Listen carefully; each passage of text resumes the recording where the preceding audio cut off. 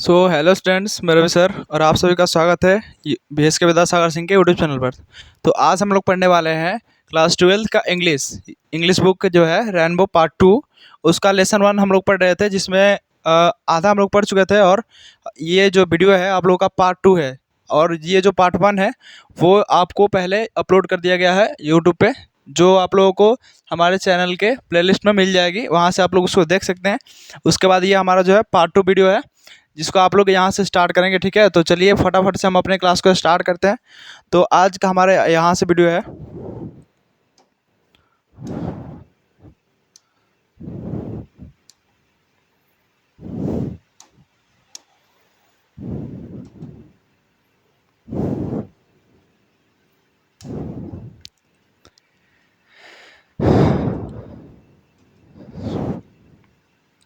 चलिए देखिए, यहाँ तक तो हम लोगों ने पढ़ लिया था।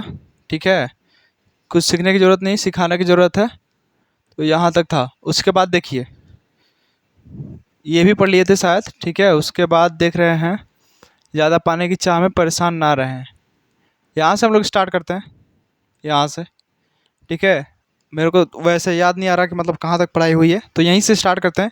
अगर हुआ भी होगा तो इसके बाद तक हुआ होगा तो, लेकिन हम लोग यहाँ से स्टार्ट करते हैं। थोड़ी सी कन्फ्यूजन है तो उसके लिए। ठीक है, तो सबसे पहले जो पार्ट 2 था, पार्ट 1 में तो आप लोगों ने समझ लिया था कि गांधी जी क्या थे, उसके बारे में क्या था। तो वो सारा इन्फॉर्मेशन आप लोगों ने पढ़ लिया था। तो इसमें क्या है, उसका आगे का है पार्ट 2 है। तो चलिए यहाँ से पढ़ते हैं। यहाँ कह रहे थे, Gandhi ji further says that the human mind is like a restless bird. यानी कि आगे गांधी जी कहा करते हैं कि कहते थे कि ह्यूमन माइंड है, यानी कि मनुष्य का जो दिमाग है वो क्या है, एक रेस्टलेस बर्ड की तरह है। यानी कि आराम परिंदे की तरह। ठीक है, पक्षी की तरह। मतलब कि जैसे होता है ना कि the more it wants and even after getting everything it remains unsatisfied. यानी कि गांधी जी का कहना यह था कि जो हमारा ये दिमाग है वो क्या है, एक आराम परिंदे के जैसा है। ठीक है, एकदम पूरा आराम खोजता है। ठीक है, और क्या करता है, जिसको इसको जितना मिलेगा, द मोर इट गेट्स, ये इसको जितना मिलेगा, द मोर इट वांट्स, और इसको उतना ही ज़्यादा पाने की चाहत रहेगी। मतलब कि जितना मिल जाएगा ना, उससे और ज़्यादा पाने की चाहत रखेगा ये। और ठीक है, लेकिन वो भी मिलने के बाद भी वो क्या करेगा, ईट रिमेन्स अनसेटिस्फाइड, तब भी ये क्या रहेगा, असंतुष्ट रहता है। यानी कि जैसे हम लोग मान लीजिए खेलने कूदने गए, या फिर कहीं घूमने गए, या फिर किसी से बात कर रहे हैं, तो हम लोग सोचेंगे कि थोड़ा सा और बात कर ले। ठीक है, थोड़ा सा और बात कर लिए, फिर भी हम लोग असंतुष्ट रहेंगे, क्योंकि मतलब ये हमारा जो दिमाग है वो एक आराम परिंदा है। तो हम लोग क्या रहते हैं, असंतुष्ट रहते हैं कि मतलब थोड़ा सा और बात कर लेना चाहिए था। फिर मतलब मन संतुष्ट नहीं हुआ बात करके या फिर खेल करके। तो ऐसा ही है, मतलब कि जो हमारा दिमाग है वो क्या है, एक आराम परिंदे के जैसा है। उसके बाद देखिए आगे, therefore our ancestors advised us to be satisfied because they understood that the relation of human happiness is not with resources but with mental state। यानी कि अब यहाँ से देखिए, जबकि हमारे पूर्वज, therefore जबकि, और मतलब हमारे एंसेस्टर मतलब होता है पूर्वज। ठीक है, जबकि हमारे पूर्वज ये सलाह दिया करते थे, advice us to be satisfied, यानी कि संतुष्ट रहने की सलाह दिया करते थे। क्योंकि बिकॉज दे अंडरस्टूड, यानी कि वे लोग जान चुके थे, वे लोग समझ गए थे कि the relation of human happiness, यानी कि मनुष्य का जो खुशी है, हम लोग को जो खुशी है वो कहाँ से मिलती है, विथ नॉट रिसोर्सेज। कहाँ से मिलती है, संसाधनों से नहीं मिलती। जो हमारे आसपास की संसाधन है, जैसे हम लोग को पंखा, एसी, लैपटॉप, टीवी, बड़ा बड़ा फ़ोन, या कुछ कुछ सारा चीज़ दे दिया जाए, लेकिन उससे हमारे संसाधनों से हमको खुशी नहीं मिलती। लेकिन किससे मिलती है, मेंटल स्टेट, यानी कि हमारी मानसिक स्थिति से हमें खुशी मिलती है। यानी कि जो जब हमारा मन खुश रहेगा तो हम भी खुश रहेंगे। यहाँ पर कुछ भी रख दो, या मान लीजिए यहाँ पे पेड़ा वाड़ा सब रख दे, सारी मिठाई रख दे, आपको खाने का मन नहीं है, आपका मन मतलब दुखी है। ठीक है, तो यहाँ सब आपके पास संसाधन रखने से तो आप खुश नहीं हो जाएंगे। जब आपका मन खुश होगा तभी आप खुश होंगे। यानी कि जो मानसिक स्थिति है उस पे निर्भर करता है हमारी खुशी। हमारा जो ह्यूमन की जो हैप्पीनेस होती है, मानव की जो खुशी होती है, वो हमारे मानसिक स्थिति पे निर्भर करती है, ना कि संसाधनों पे। ठीक है, उसके बाद आगे देखते हैं, ये इसका हिंदी अर्थ है, वहीं सेम है। आगे गांधी जी कहते हैं कि मनुष्य का दिमाग एक आराम परिंदे के जैसा है ना, यह जितना पाता है इसे उतना ही अधिक पाने की चाह रहती है। बताया ना मैंने कि यह जितना पाता है उसे उतना ही पाने की चाह रहती है, और सब कुछ पा लेने के बाद भी, यानी पश्चात भी, यह असंतुष्ट ही रहता है। यानी कि सब कुछ पा लेने के बाद भी क्या रहता है, असंतुष्ट रहता है। इसलिए इसलिए हमारे पूर्वजों ने हमें संतुष्ट रहने की सलाह दी, क्योंकि वह समझ गए थे क्या समझ गए थे कि इंसान की खुशी का संबंध उसके पास उपलब्ध संसाधनों से नहीं है, बल्कि उसकी मानसिक स्थिति से है, बल्कि मानसिक स्थिति से होता है। यानी कि जो हमारे पास संसाधन होते हैं, जो भी रिसोर्सेज होते हैं, उनसे हमारी खुशी नहीं होती, हमारी मानसिक स्थिति से होती है। ये हमारे कौन समझ गए थे? हमारे पूर्वज लोग, आवर एंसेस्टर्स, है ना, हमारे पूर्वज लोग समझ गए थे, इसलिए हमें संतुष्ट रहने की सलाह दिया करते थे। ठीक है, उसके बाद आगे बढ़ते हैं। आगे कह रहे हैं कि the rich person is not always happy and the poor person is not always hurt. यानी कि वे कह रहे थे कि अमीर व्यक्ति हमेशा खुश नहीं रहता और गरीब लोगों को हमेशा दुख नहीं सताता, है ना। यहाँ पे देखिए, अमीर व्यक्ति हमेशा खुश नहीं रहता और गरीब व्यक्ति को भी हमेशा दुख नहीं सताता। यानी कि इनका कहना यह था कि जो अमीर व्यक्ति होते हैं वो क्या करते हैं, वो ज़्यादा पाने की चाह में रहते हैं। यानी कि उनके पास जितना होता है वो सोचते हैं कि और भी थोड़ा सा बढ़ा लें, और भी थोड़ा सा बढ़ा लें। तो ज़्यादा पाने की चाह में रहते हैं और परेशान रहते हैं। ज़्यादा पाएंगे तो मतलब जितना ज़्यादा हार्ड जितना ज़्यादा आप सुख चाहेंगे उतना तो दुख करना पड़ेगा ना पहले। तो इसलिए वो क्या रहते थे, ज़्यादा संतुष्ट खुश नहीं रहा करते थे, यानी ज़्यादा परेशान हुआ करते थे। और जो गरीब व्यक्ति थे उनको हमेशा दुख सताता नहीं है, कभी ना कभी तो उनको खुशी मिलती है ना। तो ये उनका गांधी जी का कहना था कि गरीब व्यक्ति को हमेशा दुख नहीं सताता और अमीर व्यक्ति हमेशा खुश नहीं रहता। उसके बाद this this is the reason why down, ये तो नहीं है कुछ भाई, ये तो कुछ है नहीं। ठीक है, this is the reason why our ancestors always kept us away from joy and comfort so that we can live life contentedly and not be bothered about anything more wanting more। यानी कि इसी इसी वजह से हमारे पूर्वजों ने हमेशा आनंद और आराम से दूर रखा। यानी कि किसकी वजह से? इसकी वजह से कि अमीर व्यक्ति हमेशा खुश नहीं रहता और गरीब व्यक्ति को हमेशा दुख नहीं सताता। इसलिए हमारे पूर्वजों ने हमें हमेशा आनंद और आराम से दूर रखा। यानी कि जो मतलब आनंद और आराम से रहते हैं उनको तो कभी ना कभी बहुत ज़्यादा मेहनत करना पड़ जाता है, या फिर बहुत ज़्यादा मेहनत करके तब आराम से रहते हैं। तो इसलिए हमारे पूर्वजों ने हमें आनंद और आराम से दूर रखा ताकि हम संतुष्ट होकर जीवन जी सके। यानी कि जब हमारे पास वो एसी रहेगा नहीं, कूलर रहेगा नहीं, तो हम लोग तो पंखे पे संतुष्ट रहेंगे ना। तो इसलिए वो क्या थे कि मतलब हमको लोगों को संतुष्ट रखने के लिए हमें आनंद और आराम से दूर रखा। ठीक है, और जीवन जी सके, ज़्यादा पाने की चाह में परेशान ना रहें। ठीक है, यही मतलब हमारे पूर्वज का कहना था कि मतलब ज़्यादा पाने की चाह हमें परेशान नहीं होना चाहिए और संतुष्ट होकर जीवन जीना चाहिए। ये था हमारे पूर्वजों का कहना। ठीक है, गांधी जी कह रहे हैं। ठीक है, उसके बाद आगे बढ़ते हैं। उसके बाद गांधी जी कहते हैं कि Gandhi ji says that even today we are living in the same hut but as we used to live earlier. यानी कि गांधी जी कह रहे हैं कि यानी कि आज भी हम उन्हीं झोपड़ी में या फिर घर में रह रहे हैं जैसे कि हम लोग पहले रहा करते थे, है ना। यहाँ पे देखिए गांधी जी कहते हैं कि आज भी हम उसी प्रकार झोपड़ी में रह रहे हैं जैसे हम पहले रहते थे। उनका कहना सही था कि मतलब जैसे वो मतलब हमारे पूर्वज रहते थे वैसे ही हम लोग रह रहे हैं। उसके बाद the nature of education in our country is also the same it was before.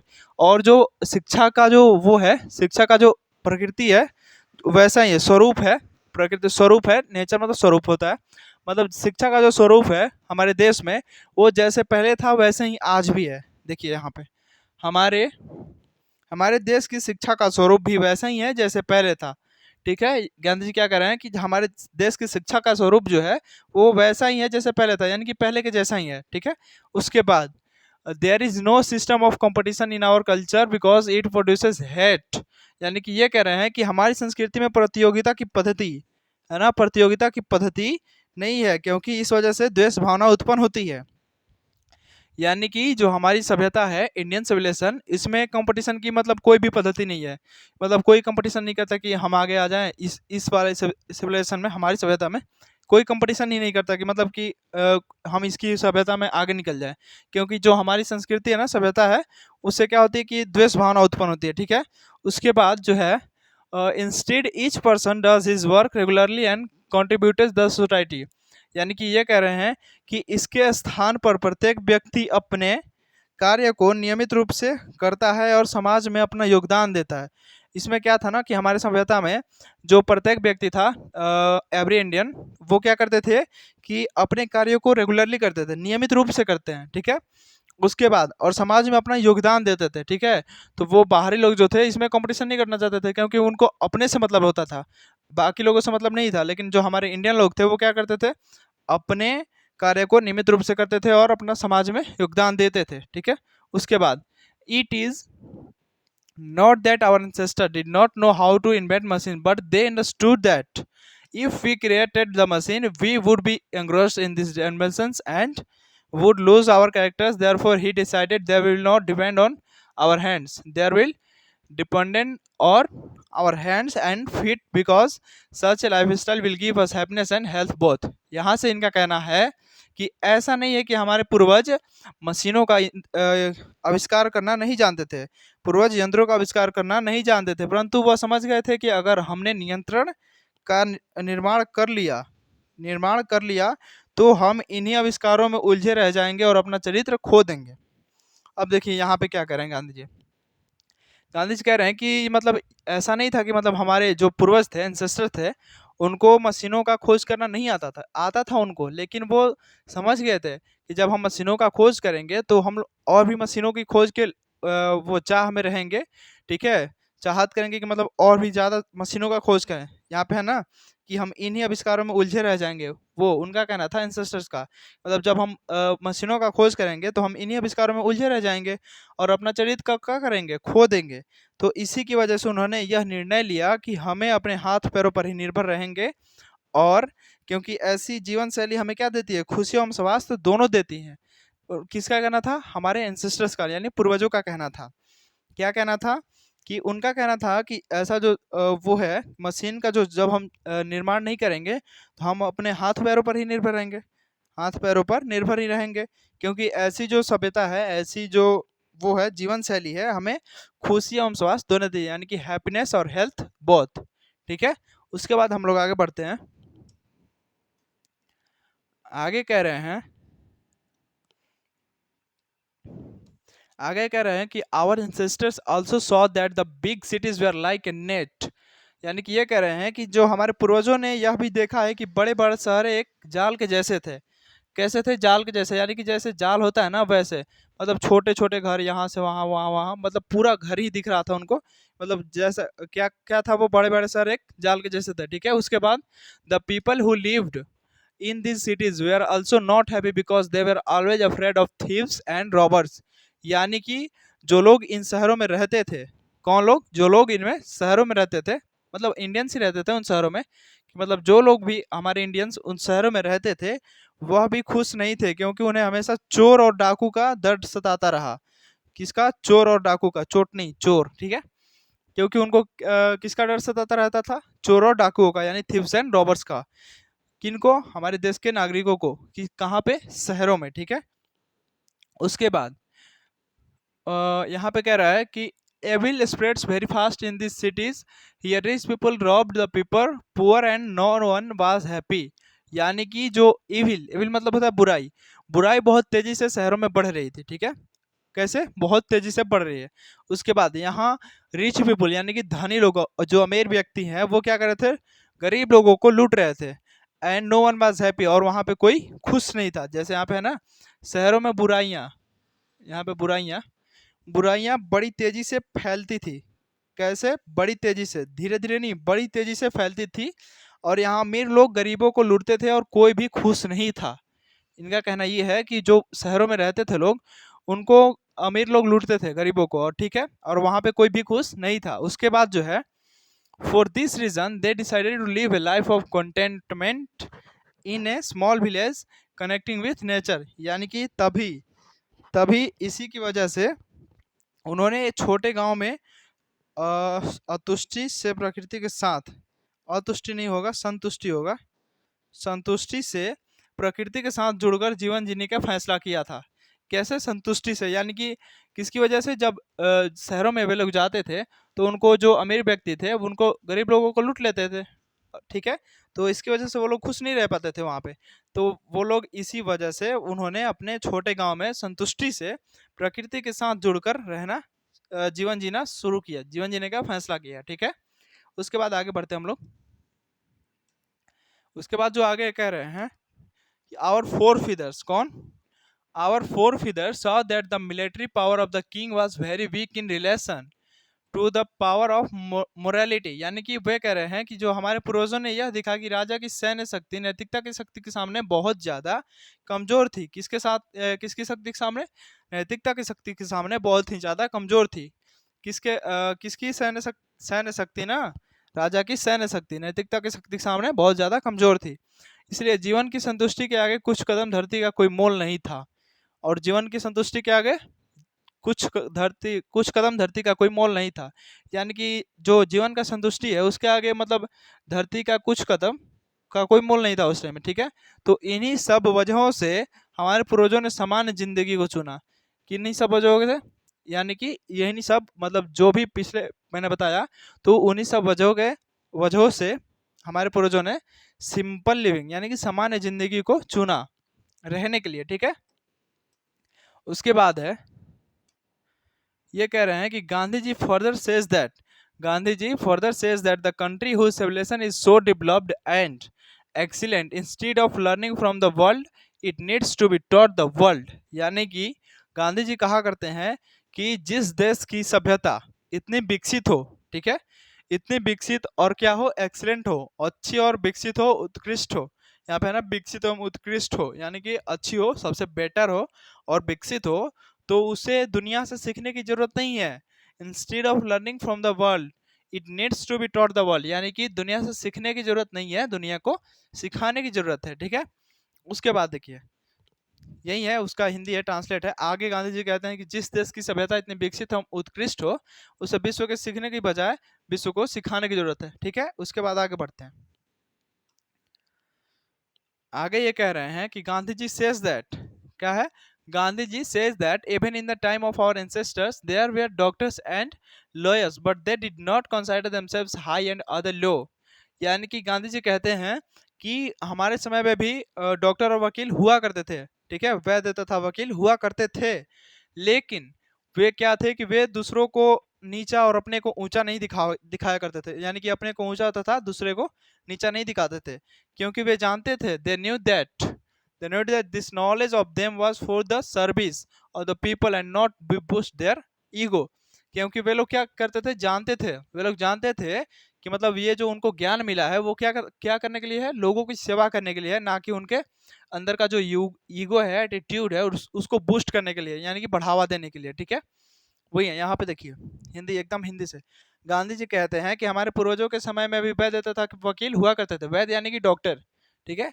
Doctor को ही पहले वैद्य कहा जाता था, वैद्य ही हुआ करते थे। उसके बाद परंतु वह खुद को ऊंचा एवं अन्य लोगों को नीचा नहीं समझा करते थे। वह जानते थे कि उनका यह ज्ञान, यहाँ पे ज्ञान होगा, उनका यह ज्ञान लोगों की सेवा के लिए है, ना कि उनके अहंकार को बढ़ावा देने के लिए। यही बात है, मतलब कि गांधी जी कह रहे थे कि जो उनके समय में भी डॉक्टर वकील हुआ करते थे, सही बात है, हुआ करते, तो वो क्या थे, वो अपने को ऊंचा नहीं समझते थे और लोगों को नीचा नहीं समझते थे। वो सबको मतलब सेम समझते थे कि मतलब वो जो है वही लोग हैं। तो वो इसलिए इस वजह से थे क्योंकि उनको पता था, वे लोग इसलिए सब लोगों को सेम समझते थे क्योंकि उन लोगों को पता था कि उनको जो ज्ञान मिला है, क्योंकि उनका यह ज्ञान लोगों की सेवा करने के लिए था। किसके लिए? लोगों की सेवा करने के लिए था। इसलिए वे लोग अपने को ऊंचा और दूसरे को नीचा नहीं समझते थे। और क्या था, लोगों की सेवा करने के लिए और ना कि उनके अहंकार को बढ़ावा देने के लिए। सही बात है, किसी को भी ज्ञान मिलता है तो वो लोगों की सेवा करने के लिए मिलता है, ना कि अपने अंदर के एटीट्यूड को बढ़ाएं या अहंकार को बढ़ाएं। ऐसा नहीं किया जाता, ठीक है। उसके बाद आगे बढ़िए, आगे हम लोग बढ़ते हैं। आगे यहाँ पे लिखा हुआ है प्रोमोटिंग मोरालिटी, है ना। यहाँ पे promoting morality is the speciality of Indian civilization whereas western civilization promotes immorality. यानी कि ये जो कह रहे हैं कि नैतिकता को बढ़ावा देना भारतीय सभ्यता की विशेषता है, जबकि पश्चिमी सभ्यता अनैतिकता को बढ़ावा देती है, ठीक है। नैतिकता का मतलब समझ लीजिए कि जो भगवान पर विश्वास करते हैं, नैतिकता का मतलब, ठीक है। और अनैतिकता का मतलब जो भगवान पर विश्वास नहीं करते हैं, ठीक है। जैसे यहाँ पर आप लोग को देखने को मिलेगा जो इमोरलिटी है और मोरालिटी वो वही होता है, ठीक है। उसके बाद देखिए western civilization does not believe in God, आ गया, whereas God has a special place in Indian civilisation. यानी कि जो पश्चिमी सभ्यता थी, वेस्टर्न सिविलाइजेशन यहाँ पे है, देखिए पश्चिमी सभ्यता भगवान पर विश्वास नहीं करती, जबकि भारतीय सभ्यता में ईश्वर का एक खास स्थान है, यानी कि भगवान का एक खास स्थान होता है। जैसे कितने सारे मंदिर बने हुए हैं यहाँ वहाँ, तो ये क्या है, भारतीय सभ्यता में भगवान का एक खास स्थान होता है। लेकिन जो ये पश्चिमी सभ्यता है वो भगवान पर विश्वास करती ही नहीं है, ठीक है। तो यही था मतलब कि जो नैतिकता को बढ़ा देना भारतीय सभ्यता की विशेषता थी, और पश्चिमी सभ्यता की विशेषता थी कि वो अनैतिकता को बढ़ावा देती थी। उसके बाद देखिए, due to all these reasons, Indian civilization is one of the most developed civilization in the world, and it is the duty of all Indians to live life according to their civilization and promote its propagation। यानी कि इनका कहना यह था कि इन्हीं सब कारणों से जो भारत की सभ्यता है, भारतीय सभ्यता है, वो दुनिया की मोस्ट डेवलप्ड सिविलाइजेशन है, यानी कि सबसे मतलब विकसित सभ्यता है पूरी दुनिया में, ठीक है। एंड इट इज़, और यह ड्यूटी ऑफ ऑल इंडियंस, यानी कि सारे भारतीय लोगों का ड्यूटी है, कर्तव्य है कि live life according to their civilization, यानी कि वो लोग क्या करें कि अपनी सभ्यता के अनुसार अपने जीवन जिए, ठीक है, अपना जीवन जीवे।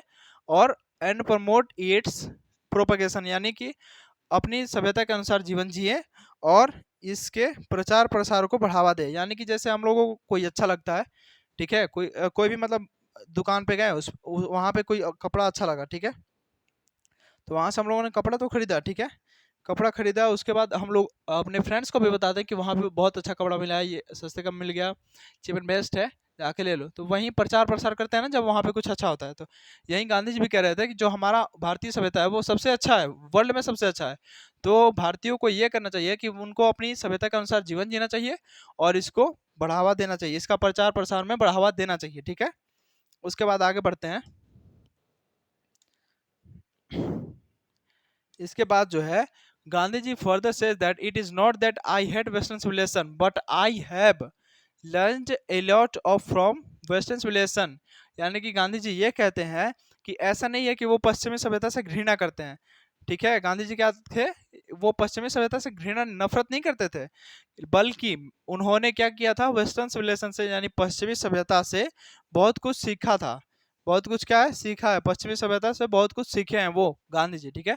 उसके बाद, western literature has taught me that if India is to be taken to its best heights the people of India will have to stay away from modern civilization and all cost. यानी कि वे कह रहे थे कि पश्चात्य साहित्य ने मुझे सिखाया है कि यह भारतीय, यदि भारत को उसकी सर्वश्रेष्ठ ऊंचाइयों पर ले जाना है तो भारत के लोगों को हर कीमत पर आधुनिक सभ्यता से दूर रहना होगा।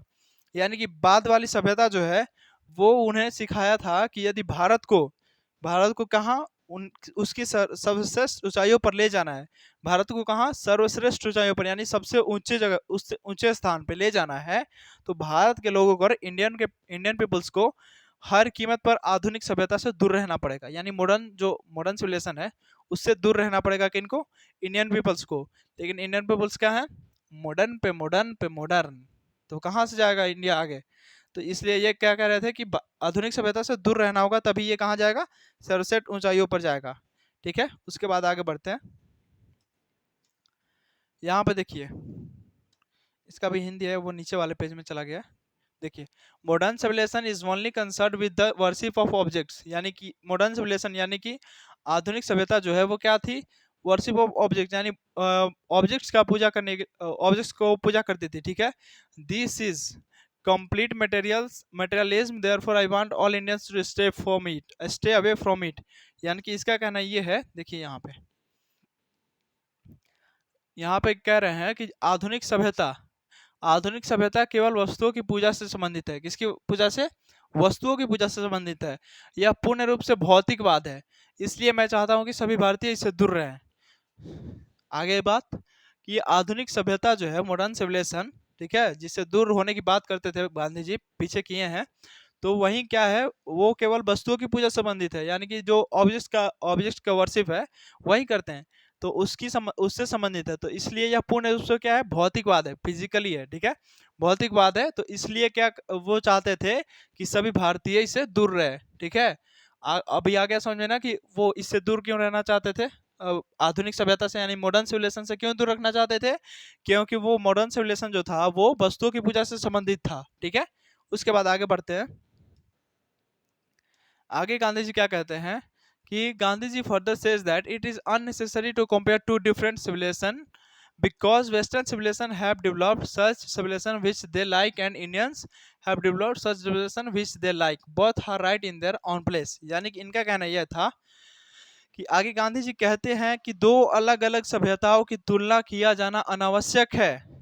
अनावश्यक यानी कि आवश्यक नहीं है कि दो अलग अलग सभ्यताओं की तुलना की जाए, ठीक है।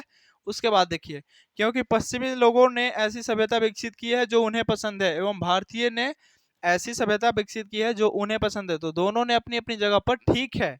यानी कि गांधी जी का कहना ये था कि जो पश्चिमी सभ्यता है वो पश्चिमी लोगों को पसंद है, तो इसलिए उन्होंने पश्चिमी सभ्यता को विकसित किया, ठीक है। उसके बाद जो भारतीय लोगों को पसंद है वो उन्होंने भारतीय सभ्यता को विकसित किया, तो दोनों उन्हें जो पसंद है तो वहीं उन लोगों ने वो क्या किया, विकसित किया सभ्यता को। तो वो क्या है, दोनों अपनी अपनी जगह पर ठीक है। यानी कि जैसे मान लीजिए मैं क्या करता हूँ, मान लीजिए मैं पढ़ाई करता हूँ, तो मैं अपनी पढ़ाई कर रहा हूँ और आप पूजा करते हैं तो आप भी पूजा करते हैं, तो मैं क्या कहूँगा कि आप गलत हैं, और आप पूजा करते हैं तो आप बोलेंगे कि मैं गलत हूँ। नहीं, मतलब कि जो आपको पसंद है वो आप कर रहे हैं, जो मेरे को पसंद है मैं कर रहा हूँ, तो दोनों क्या है, अपने अपने जगह पर सही है ना। तो इसलिए गांधी जी कहते हैं कि ये दोनों अपनी अपने जगह पर सही है, क्योंकि जो पश्चिमी लोगों को पसंद था तो उसने वैसा ही सभ्यता को विकसित किया, और जो भारतीय लोगों को पसंद था वैसा ही भारतीय लोगों ने विकसित किया। तो वो दोनों अपनी जगह पर ठीक था। उसके बाद आगे बढ़ते हैं। आगे ये कह रहे हैं कि the main feature of modern civilization is that it enhance the desires of man, whereas ancient civilization retains the desires of man. यानी कि ये कह रहे हैं कि आधुनिक सभ्यता की मुख्य विशेषता यह है कि मनुष्य की इच्छाओं में वृद्धि करती है, जबकि प्राचीन सभ्यता मनुष्य की इच्छाओं पर लगाम लगाती है। यानी कि ये कह रहे हैं कि जो आधुनिक सभ्यता है, मॉडर्न सिविलाइजेशन है, जो वो मुख्य विशेषता है, उसकी जो मुख्य विशेषता है यानी कि मेन जो उसका ये फीचर है, मेन फीचर है यानी मुख्य विशेषता है, यह है कि ये मनुष्य की इच्छाओं में वृद्धि करती है, यानी ह्यूमन डिजायर्स में वृद्धि करती है, बढ़ावा देती है, मनुष्य और भी इच्छा बढ़ाए। लेकिन जो प्राचीन सभ्यता थी वो मनुष्य की इच्छाओं पर लगाम लगाती थी, यानी कि रोक लगाती थी। क्या करती थी, रोक लगाती थी। कौन सी सभ्यता, प्राचीन सभ्यता यानी कि एंशिएंट सिविलाइजेशन। और जो मॉडर्न सिविलाइजेशन वो क्या करती है, मनुष्य की इच्छाओं में वृद्धि करती है, बढ़ावा देती है, ठीक है।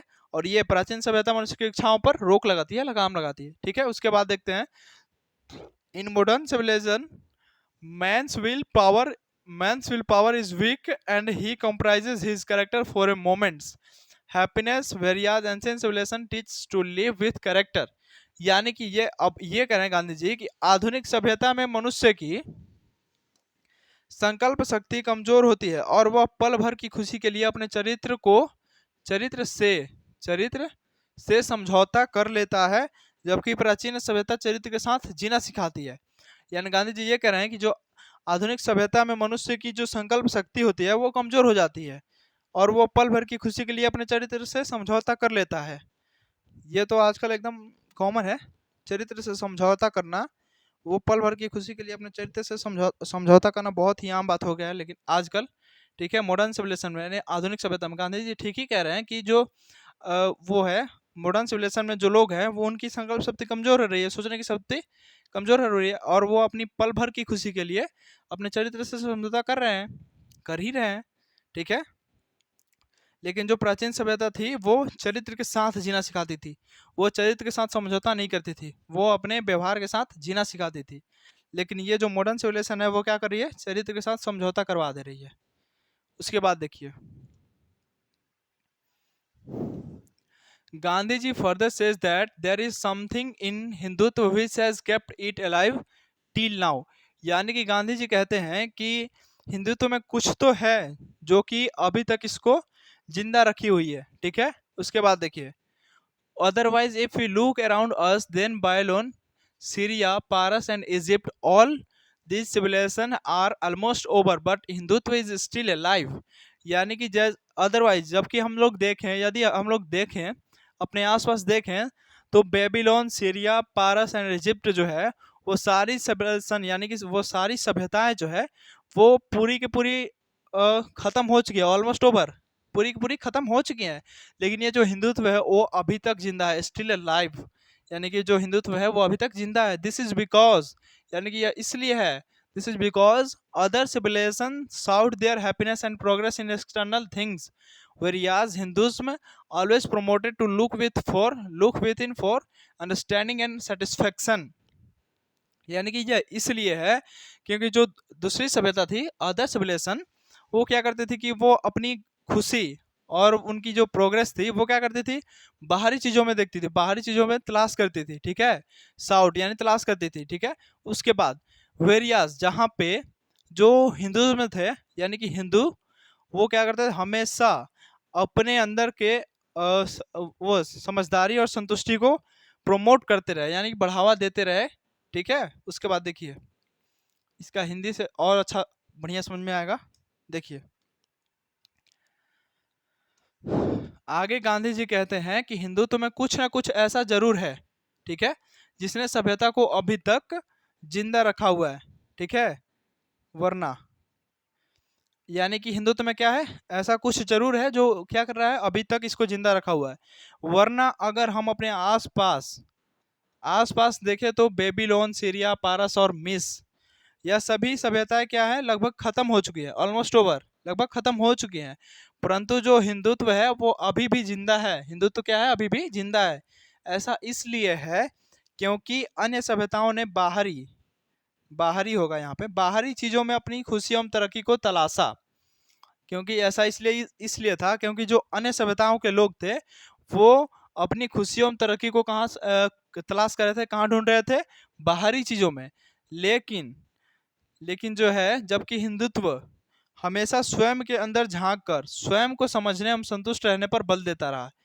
हिंदुत्व क्या कर रहा था, हमेशा स्वयं को यानी अपने आप के अंदर झांक कर, अपने आप के अंदर देखकर अपने आप को स्वयं को समझने और संतुष्ट रहने पर बल देता रहा, जोर देता रहा, यानी संतुष्ट रहें, ठीक है, और अपने आप को समझें, अपने अंदर के भावना को समझें और संतुष्ट रहें, इस पर बल देते रहे कौन, हिंदुत्व।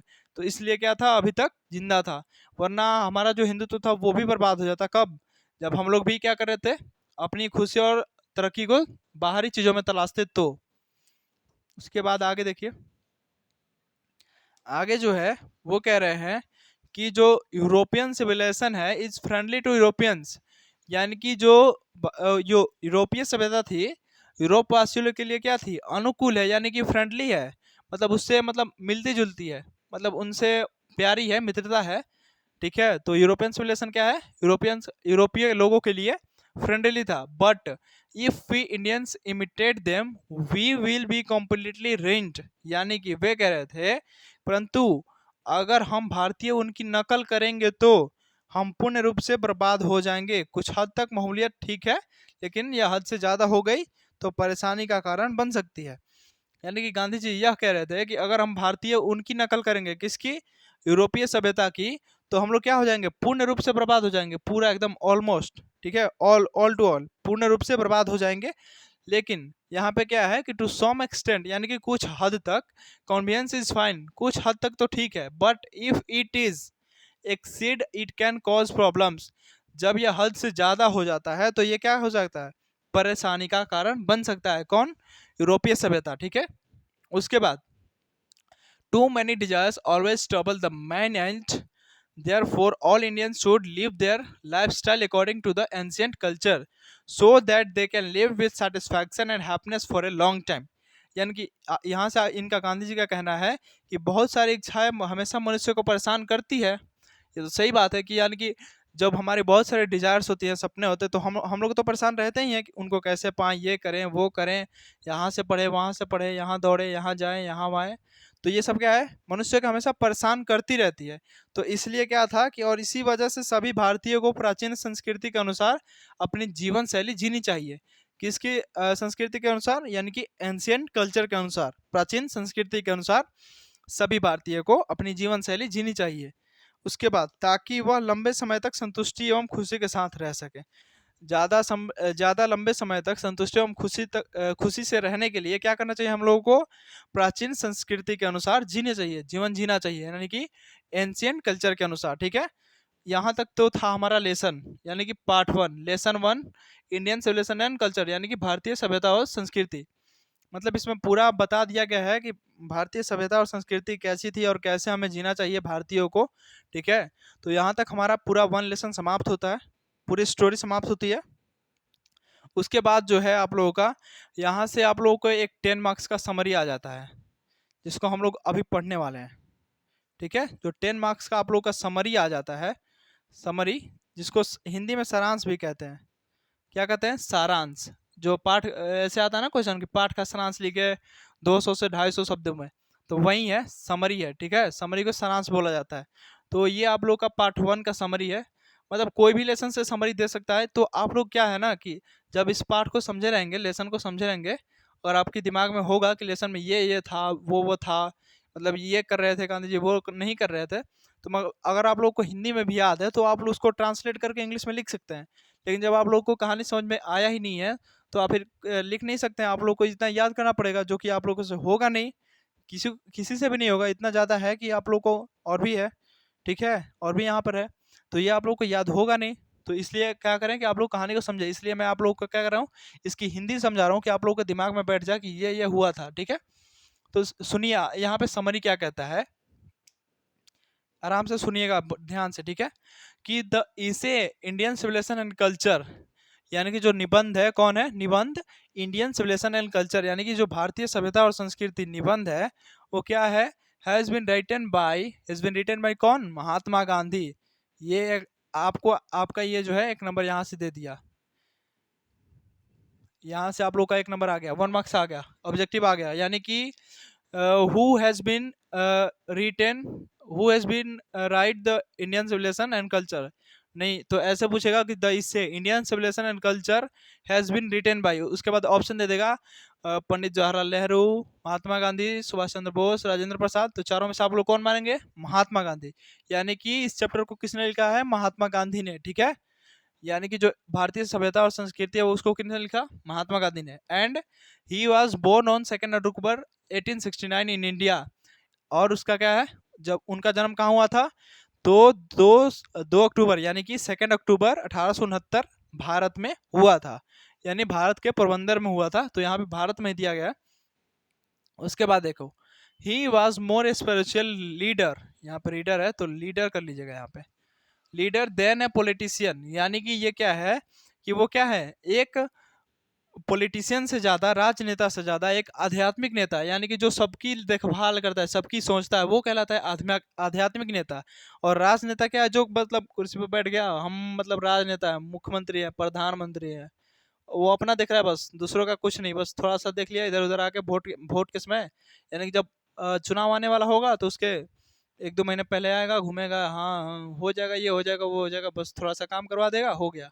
लेकिन ये क्या थे? स्पिरिचुअल लीडर थे, यानी कि आध्यात्मिक नेता, जो हमेशा सबके लिए वो क्या थे? अवेलेबल थे, जो सबकी सोचते थे, ठीक है। उसके बाद Gandhi ji followed truth and non violence, यानी कि गांधी जी किसको फॉलो करते थे?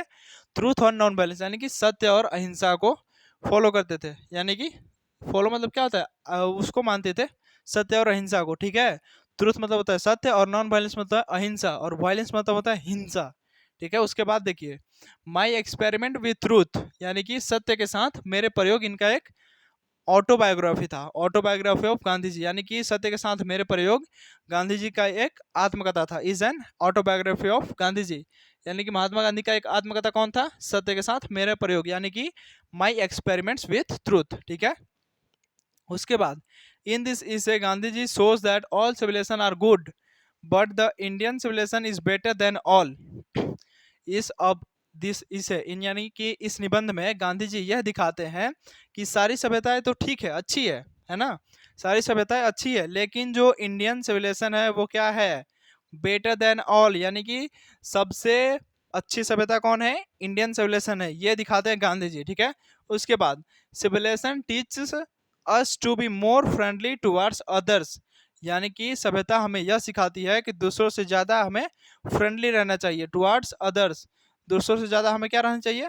टू बी मोर फ्रेंडली, यानी कि उससे मिलजुल कर रहना चाहिए। उसके बाद pharaohs are the rulers of ancient Egypt, यानी कि गांधी जी ये कह रहे हैं, इस सारांश में ये है कि फारोस मतलब होता है फिरौन, या फिर फिरंगी भी बोल सकते हैं उसको। तो फिरौन क्या थे? रूलर्स थे, यानी कि इस पे क्या थे, रूलर्स का मतलब होता है कौन, जो इस पर अपना हक जमाता है। यानी कि जैसे रूलर्स मतलब हो गया अंग्रेज जैसे थे ना, शासक, शासक। तो क्या थे, शासक थे एंसेंट इजिप्ट के, यानी प्राचीन सभ्यता के कौन थे, शासक थे। उसके बाद he says that mind is a restless bird because the more it gets the more it wants. यानी कि इसमें यह भी कहा गया है कि माइंड एक क्या है, रेस्टलेस बर्ड है, यानी कि आराम परिंदा है, क्योंकि ये क्या करता है, जितना ज़्यादा पाता है उतना ही ज़्यादा पाने की चाह रखता है, इसलिए ये क्या है, एक आराम परिंदा है। Our our happiness is mental condition, और क्या है, हमारी जो खुशी है वो क्या है, हमारी मानसिक स्थिति पर निर्भर करती है।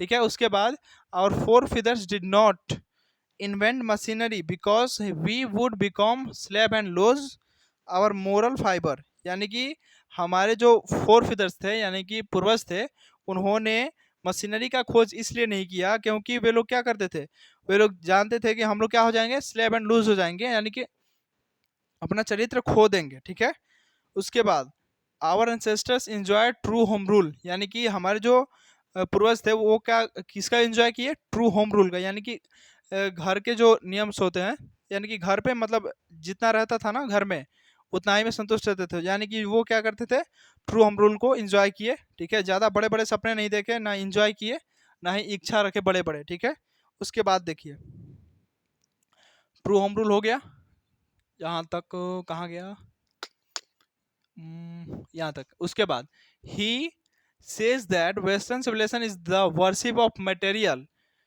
ये कह रहे थे कि वो क्या था, वेस्टर्न सिविलाइजेशन क्या था, जो मटेरियल्स की पूजा करता था, किसका, मटेरियल, यानी कि वस्तुओं का, थिंग्स का, ऑब्जेक्ट्स का, और वो पूजा करता था कौन, पश्चिमी सभ्यता, यानी कि वेस्टर्न सिविलाइजेशन। ठीक है, वो किसकी पूजा करता था, मटेरियल्स का, यानी कि ऑब्जेक्ट्स का। उसके बाद देखो कि the people of Europe learned their lessons from Greece and Rome, यानी कि जो यूरोप के लोग थे वो किससे किससे पाठ सीखे, यानी कि लर्नड देयर लेसन्स, यानी कि किससे सीखे, सबक सीखे, किससे, ग्रीस और रोम के नागरिकों से। किसके नागरिक, यूरोप के, द पीपल ऑफ यूरोप।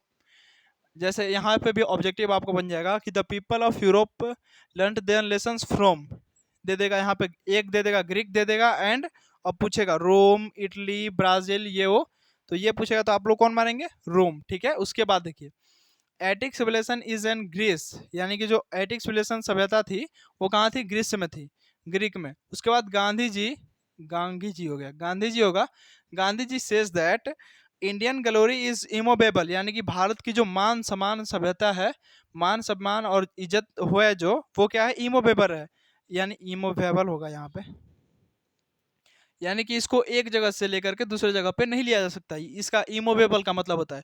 और ग्लोरी का मतलब होता है मान सम्मान प्रतिष्ठा। ठीक है, यही सब होता है कि जो भारत की मान प्रतिष्ठा है, मान सम्मान है, प्रतिष्ठा है, उसको एक जगह से दूसरी जगह पे नहीं लिया जा सकता। एट लास्ट, लास्ट में वो क्या कहते हैं कि he says that he is not a hater of western civilisation, यानी कि वे लास्ट में यह भी कहते हैं कि वो एक पश्चिमी सभ्यता के हेटर नहीं है, नफरत नफरत करने वाले नहीं है, because it suits on western people, यानी क्योंकि वो क्या था, वो पश्चिमी लोगों पर क्या करता था, सूट करता था। जैसे हमारे पे मान लीजिए मेरे पे शर्ट सूट कर रहा है तो मैं शर्ट पहनूंगा ना, तो वैसे ही जो पश्चिमी सभ्यता के लोग थे उन पे क्या कर रहा था, वही उनकी पश्चिमी सभ्यता सूट कर रही थी, इसलिए वो लोग उसको मानते थे। लेकिन it doesn't suit on us, लेकिन वो क्या कर रहा था, हम पे सूट नहीं करता, हम पे सूट नहीं कर रहा था। जैसे मान लिया मेरे पे शर्ट सूट कर रहा है तो आप लोगों पे नहीं, आप पे नहीं करेगा, वैसे ही था मतलब। ठीक है, उसके बाद यूरोपियन सिविलाइजेशन विल, इसके बाद आगे पढ़ते हैं, विल मीन रूइन फॉर इंडिया, यानी कि जो यूरोपियन सभ्यता थी, यानी कि यूरोप की सभ्यता थी, वो एक भारत की बर्बादी का कारण थी। यूरोपीय सभ्यता क्या थी, भारत की बर्बादी का कारण थी। पीछे मैंने पढ़ाया ना कि यूरोपियन सभ्यता से हमारी बर्बादी का कारण बन सकती थी। Plain simple living and high thinking, यहाँ पे होगा एल, एल के जगह पे हमेशा आर दे रहा है क्यों। ठीक है, टाइपिंग करने में गलती हो गई है, कि यानी कि plain simple and high thinking, यानी कि जो simple living and high thinking, यानी कि सामान्य रहन सहन और उच्च विचार, high thinking is a motto of western philosophers and base of Indian civilisation, यानी कि वेस्टर्न सिविलाइजेशन का एक मोटो बन गया था क्या, कि simple living and high thinking, किसके आधार पर, बेस ऑफ इंडियन सिविलाइजेशन, यानी कि भारतीय सभ्यता पर भारतीय सभ्यता के आधार पर जो पश्चिमी सभ्यता के फिलोसफर होते थे, ठीक है, फिलोसफर, तो उनका एक मोटो बन गया था कि simple living and high thinking, ये उनका मोटो बन गया था। तो ये भी आप लोग को आ सकता है कि simple living and high thinking किसका मोटो था, ठीक है। यहाँ पे ये आ सकता है वो ऑब्जेक्टिव क्वेश्चन में, ठीक है। उसके बाद such a great spiritual leader died in 1948, यानी कि वैसे ही एक महान स्पिरिचुअल, महान आध्यात्मिक नेता, यानी कि वैसे ही एक महान आध्यात्मिक नेता कहाँ डाइड इन 1948, यानी कब मर गए, 1948 में मर गए। कौन? महात्मा गांधी, यानी कि एम गांधी। कब मर गए? 1948 में। तो ये था महात्मा गांधी की लिखी हुई कहानी का इन्फॉर्मेशन, ठीक है। तो चलिए यहाँ तक तो हम लोगों ने पढ़ लिया कि इसका जो समरी है या फिर इसका चैप्टर का इन्फॉर्मेशन है, गांधी जी के बारे में पढ़ लिए, इस लेसन के बारे में पढ़ लिए, अपनी संस्कृति और सभ्यता के बारे में पढ़ लिए। तो यहाँ से अब तो हमारा मतलब समझने का तो काम हो गया, समरी तो हम लोगों ने लिख लिया, 10 मार्क्स का काम हो गया। उसके बाद जो है अब हम लोग पढ़ने वाले हैं इसके जो ऑब्जेक्टिव्स हैं, वो सब्जेक्टिव क्वेश्चन आंसर है, शॉर्ट आंसर टाइप है और लॉन्ग टाइप है।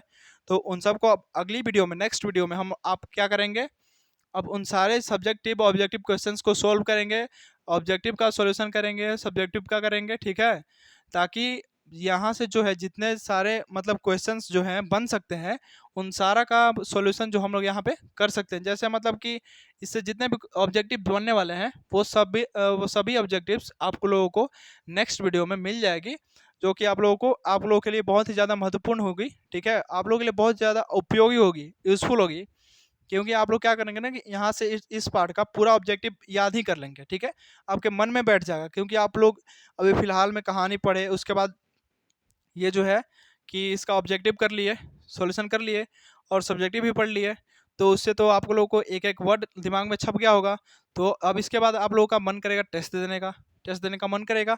तो इसके लिए आप लोगों को कहाँ जाने पड़ेगा, ये आप लोगों को ऊपर में दिख रहा है ना, वीर कोचिंग सेंटर रोहतास। ये आप लोग प्ले स्टोर पे सर्च करेंगे तो हमारा एक वो आएगा, ऐप, उसको आप लोग डाउनलोड कीजिए। और आप लोग जिस भी क्लास में 11th हैं 12th हैं, ठीक है, तो उस पर आप लोगों को मिलेगा, आप लोग उसमें जाइए, लॉगिन करिए, लॉगिन करने के बाद आप लोगों को मिलेगा 11 12 का कोर्स। अगर आप लोग 12th के बच्चे हैं तो 12th में जाइए, आर्ट्स साइंस दोनों है, 11th और 12th का आर्ट्स साइंस दोनों है। आप लोग वहाँ से क्या करेंगे कि उस कोर्स में जाएंगे, कंटेंट पे जाएंगे, कंटेंट में आप लोगों को इंग्लिश बाई रवि सर मिलेगा, रवि सर में आप लोगों को मिलेगा टेस्ट सीरीज, ठीक है। टेस्ट सीरीज में जाइए, पहला टेस्ट फ्री है, आप लोग उसमें टेस्ट दे करके देखिए, अच्छा लगता है तो आप लोग उसको क्या करिए, परचेज कर लीजिए। बाकी के सारे टेस्ट देने के लिए आप लोगों को, बाकी का सारा जो टेस्ट होगा वो लॉक्ड होगा, तो उसको आप लोगों को परचेज करना पड़ेगा। मात्र 1000 रुपये का वो पूरा साल भर का कोर्स है, ठीक है। कितने का? मात्र 1000 रुपये का वो साल भर का कोर्स है, 11 12 दोनों, ठीक है, 11th का भी 1000 और 12th का भी, आर्ट्स साइंस दोनों। तो आप लोगों को यहाँ से टेस्ट सीरीज के लिए, या फिर अगर आप लोगों को इसमें से कुछ डाउट है तो आप लोग डाउट को इस नंबर पर भेज के, ठीक है, आप लोग इस नंबर पर भेज सकते हैं 9661253235, यानी कि ये हमारा नंबर है। इस पर आप लोग व्हाट्सएप पे मैसेज या फिर कॉल कर सकते हैं। क्योंकि यहाँ से आप लोग जो डाउट भेजेंगे उसके उसके लिए हम लोग संडे को एक डाउट सेशन रखते हैं, ठीक है, डाउट सेशन वाली क्लास में आप लोग को मिल जाएगी। तो आप लोग जितने भी डाउट्स हैं आपके, वो आप लोग इस नंबर पर भेज दीजिए। उसके बाद हम लोग संडे को एक क्लास चलाते हैं डाउट सेशन का, उसमें आप लोग की सारी डाउट्स क्लियर हो जाएंगे। तो इसके लिए आपको ऐप में कोर्स को परचेस करना पड़ेगा डाउट सेशन के लिए और बाकी सारे टेस्ट सीरीज के लिए, ठीक है। और ये सारे पीडीएफ नोट्स आप लोगों को वहीं पे मिलेंगे, ठीक है। तो चलिए आज के लिए यहीं तक रखते हैं। आप लोगों के लिए ये वीडियो देखने के लिए बहुत सारा धन्यवाद, प्यार, ठीक है। आप लोग ऐसे ही ज़िंदगी में आगे बढ़ते रहिए, तरक्की करते रहिए।